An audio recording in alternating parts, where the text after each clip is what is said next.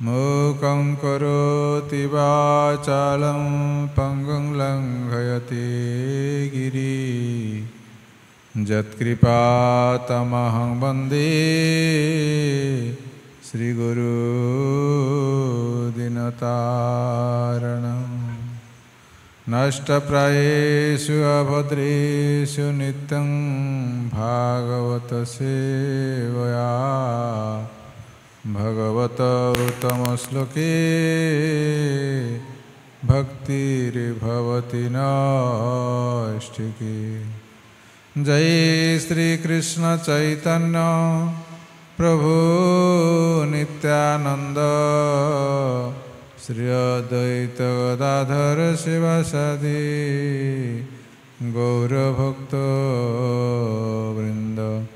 हरे कृष्ण कृष्ण कृष्ण हरे हरे, हरे राम राम राम हरे हरे। आज के एक महान वैष्णव आचार्य श्री नरोत्तम ठाकुरेर तिरुभाव तिथि। नरोत्तम ठाकुर एमन एकजन वैष्णव महाप्रभुर दर्शन लाभ करेनনি, किन्तु महाप्रभु तार जन्य प्रेम रेखे दिए गेছিলেন। अद्भुत जिनिस। माघी पूर्णिमाय जन्मिलेन नरोत्तम। नरोत्तम ठाकुरेर जन्म হচ্ছে माघी पूर्णिमा। आज के तिथि तार तिरुभाव। संसार त्याग করেছিলেন कार्तिक पूर्णिमाते। কি করে সংসার ত্যাগ করলেন? রাজপুত্র, বাড়ি ছিল এখনকার বাংলাদেশ খেতুরিতে। महाप्रभु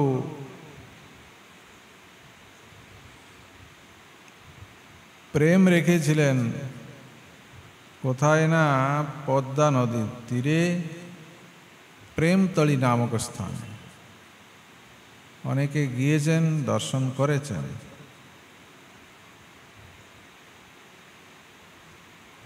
নিত্যানন্দ প্রভু জিজ্ঞাসা করছিলেন মহাপ্রভুকে। মহাপ্রভু নরোত্তম নরোত্তম নাম উচ্চারণ করেছিলেন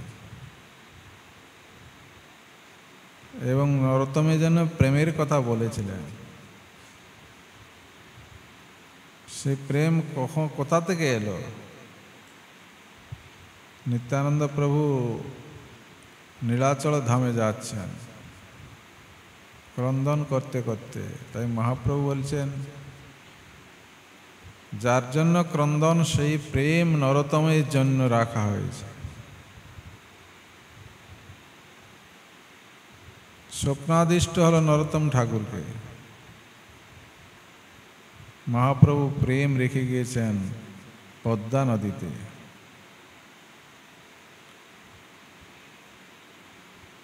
নিত্যানন্দ প্রভু জানিয়ে দিলেন। বয়স তখন 12 বছর। যখন জানতে পারলেন তখন বুঝলেন যে আমি জানবো কি করে যে মহাপ্রভু আমার জন্য প্রেম রেখে গেছেন। যখন তুমি পদ্মা নদীতে প্রবেশ করবে, স্পর্শ করবে, তখন পদ্মার জল উছলে উঠবে, তখন তুমি বুঝবে। তো যাই হোক, সেই নরোত্তম ঠাকুরের জন্য মহাপ্রভু প্রেম রেখে গিয়েছিলেন। তার জন্য নাম হয়েছে প্রেমতলী। কত বড় ভাগ্যবান সেই নরোত্তম ঠাকুর! সংসার ত্যাগ করে রাজপথ ছেড়ে বৃন্দাবনে গিয়েছিলেন ভগবানকে লাভ করার জন্য। লোকনাথ গোস্বামীর চরণে নিজেকে নিবেদন করলেন। লোকনাথ গোস্বামী বিবিক্তানন্দী, তিনি জীবনে কাউকে শিষ্য করবেন না। আর নরোত্তম ঠাকুর সমস্ত ঐশ্বর্য ত্যাগ করে মহাপ্রভুর প্রেম লাভ করে সেই বৃন্দাবনে লোকনাথ গোস্বামীর চরণে গিয়েছেন। তিনি শিষ্যত্ব বরণ করবেন, একজন শিষ্য করবেন না, আর একজন শিষ্য হবে। কি করে সম্ভব হলো?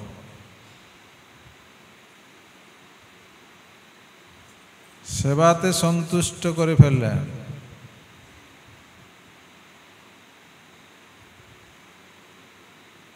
শিষ্যত্ব বরণ করবেন, গুরুর সেবা করে গুরুকে সন্তুষ্ট করে ফেললেন। লোকনাথ গোস্বামীর বাহ্যকৃতি সমস্ত পরিষ্কার করে রাখলেন। তখন তার বাথরুম ছিল না, বাইরে যেতে হতো। তো নরোত্তম ঠাকুর লক্ষ্য করে প্রতিদিন সুন্দরভাবে পরিষ্কার করে, যাতে গন্ধ না থাকে, এরকম পরিষ্কার করলেন। লোকনাথ গোস্বামী দেখলেন, আরে এই কাজটা কে করছে? তখন অনতি দূরে লুকিয়ে বসে বসে হরিনাম করছেন। ধরতে হবে, তাই ধরে ফেললেন নরোত্তম ঠাকুর। তাই নরোত্তম ঠাকুরকে তিনি কৃপা করেছিলেন।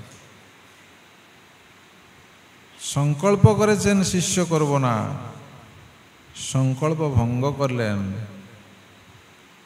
কেন? শিষ্যের সৎ ব্যবহার, গুরু সেবা কি করে করতে হয় নরোত্তম ঠাকুর দেখিয়েছে। গুরু সেবার আদর্শ নরোত্তম ঠাকুর দেখিয়েছেন। তাই জগৎকে শিক্ষা দিয়েছেন যে মহাপ্রভু এমনি প্রেম রেখে যাননি। সেই নরোত্তম ঠাকুরের আজকে তিরোভাব তিথি, তার কথা স্মরণ করা আমাদের প্রয়োজন আছে। সাধক জীবনে সাধ্যবস্তুকে লাভ করতে হলে গুরুর প্রয়োজন আছে। নরোত্তম ঠাকুর লিখেছেন, আশ্রয় লইয়া ভজে তারে কৃষ্ণ নাহি ত্যজে, আর সব মরে অকার। তিনি বুঝেছিলেন মহাপ্রভুর প্রেম লাভ করেছেন, আর তার কোনো দরকার আছে? মহাপ্রভু বলছেন, আমা বিনা অন্য নারে ব্রজ প্রেম দিতে। সেই প্রেম নরোত্তম ঠাকুর দিয়েছেন, তখন তো তিনি গুরু গ্রহণ করেন। আজকে তিনি গুরু গ্রহণ করেছেন এবং জগৎকে শিক্ষা দিচ্ছেন। আমিও গুরু গ্রহণ করেছি, সমস্ত ঐশ্বর্যকে পরিত্যাগ করে বিবিক্তানন্দে সাধু লোকনাথ গোস্বামীর চরণে আমি নিজেকে নিবেদন করেছি। সেই জন্য আশ্রয় লইয়া ভজ তারে কৃষ্ণ নাহি ত্যজে। আশ্রয় নিয়ে ভজন করলে কৃষ্ণ তাকে কখনই পরিত্যাগ করবে না। আমরা কৃষ্ণের হয়ে যাব। দীক্ষা কালে ভক্ত করে আত্মসমর্পণ, সেই কালে কৃষ্ণ তারে করে আত্মসমর্পণ। সেই দেহ করে তার চিদানন্দময়, অপ্রাকৃত দেহে কৃষ্ণের চরণ ভজা। এই শরীরটা তখনই অপ্রাকৃত হবে যখন গুরুর চরণে নিজেকে সমর্পণ করে দেবে, তখন কৃষ্ণ তাকে গ্রহণ করবে। সেই কালে কৃষ্ণ তারে করে আত্মসম। গুরুর চরণে নিবেদন না করতে পারলে আমরা কৃষ্ণের চরণে যেতে পারবো না, কৃষ্ণ আমাদের পরিত্যাগ করবে। গুরুর চরণে সমর্পণ এবং কৃষ্ণের গ্রহণ তখনই হবে এই শরীরটা অপ্রাকৃত। দেহে কৃষ্ণের চরণ ভজা। নরোত্তম ঠাকুর আরো কীর্তন করেছেন, দৈবে মায়া বলাৎকারে খসাইয়া সেই ডোরে ভবকূপে দিলে কড়ারিয়া। পুনঃ যদি কৃপা করে জনার কেশে ধরি টানিয়া তুলহ ব্রজধামে। তাহলে দৈবী মায়া বলাৎকারে খসাইয়া সেই ডোরে ভবকূপে দিলে কড়ারিয়া। আমরা ভবকূপে হাবুডুবু খাচ্ছি, তাই বলছেন পুনঃ যদি কৃপা করি। এইরকম ভাবে নরোত্তম ঠাকুর কীর্তনের মাধ্যমে আমাদেরকে শিক্ষা দিয়েছেন। সেই জন্য এইসব মহান আচার্যদের কথা স্মরণ করতে পারলে হৃদয় বিগলিত হবে, ভগবানের পাদপদ্মে ভক্তি হবে, তবে তো ভগবানকে লাভ করা যাবে। নরোত্তম ঠাকুরের জন্য মহাপ্রভু প্রেম রেখে দিয়ে গেছিলেন, আমাদের জন্য কি রেখে দিয়ে গেছেন? বহুপাত চৈতন্য মঠে করেছেন ভালো মন্দ খেয়ে আরামে থাকা জন্য, তাই না? আমাদের জন্য প্রভুপাদ তার সুবৃহৎ পুস্তক রচনা করে রেখেছেন, যেটা অধ্যয়ন করলে, শ্রবণ করলে অমৃতত্ব লাভ করা যায়। শ্রবণ কীর্তন জলেই করয় সে চাও। সেই নরোত্তম ঠাকুরের পরবর্তী আচার্য প্রভুপাদ ভক্তি সিদ্ধান্ত সরস্বতী গোস্বামী ঠাকুর চৈতন্য মঠ প্রতিষ্ঠা করে জগৎজীবকে উদ্ধারের জন্য সুস্থান দেখিয়ে দিয়েছেন। ব্রজপত্তন,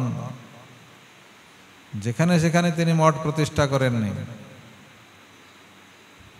এ হচ্ছে ব্রজপত্তন, সমস্ত ব্রজভূমিটা এখানে এসে উপস্থিত হয়েছে। গৌড়ভূমি ব্রজভূমি, গৌড় ব্রজবনে ভেদ না দেখিব হইব ব্রজবাসী। সেই ব্রজপত্তনে রাধা কুণ্ড তীরে প্রভুপাদ শতকোটি নাম করে দেখিয়েছেন ভজনের পরাকাষ্ঠা। তিনি উপলব্ধি করে জগৎজীবকে শিক্ষা দিয়েছেন। সেই নরোত্তম ঠাকুর, যিনি আমাদের ভজনে অগ্রগতি করাবেন, যার কথা শুনলে, যার কথা চিন্তা করলে ভজনে অগ্রগতি হয়, তিনি হচ্ছেন নরোত্তম ঠাকুর। তার কথা একটু স্মরণ করলাম। এবার আমরা প্রতিদিনের মতো